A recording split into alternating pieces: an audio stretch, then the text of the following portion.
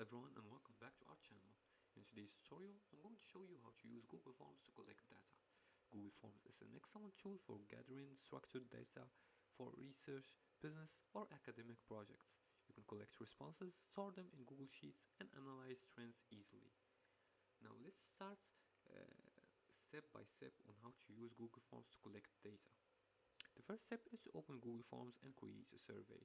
And to do that, just visit forms.google.com or go to workspace./products/forms and then log in using your Google account credentials. Once you log in, click on blank form here from the dashboard or choose a survey template. Now as you can see, I chose the blank form. The second step is to choose the right question types. You can you can write a title for your survey. I'm just gonna write survey here, and you can write a brief description for your survey if needed. Now in the question section, choose the right question types. You have short answers. You can use them for names, emails, custom responses, paragraphs for detailed feedback, multiple choices for structured answers, checkboxes for selecting multiple options, drop downs for choosing one option from a list, and linear scale for 1 to 5 or 1 to 10 ratings.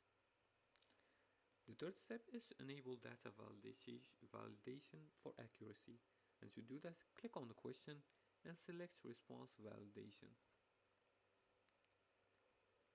Now after you do that, set rules, for example only numbers, email format, etc.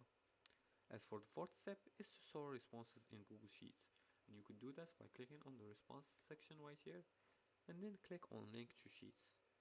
And now you can export responses for analysis and have a CSV file.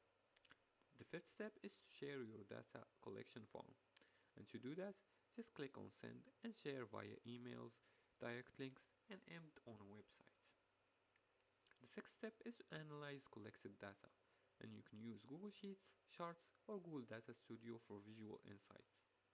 And that's it for today's tutorial. Your data collection form is now optimized for professional use. If you liked this video and found this helpful, please like and subscribe, and feel free to leave comments below the video if you have further questions about this topic. Thanks for watching, and see you again in the next tutorial.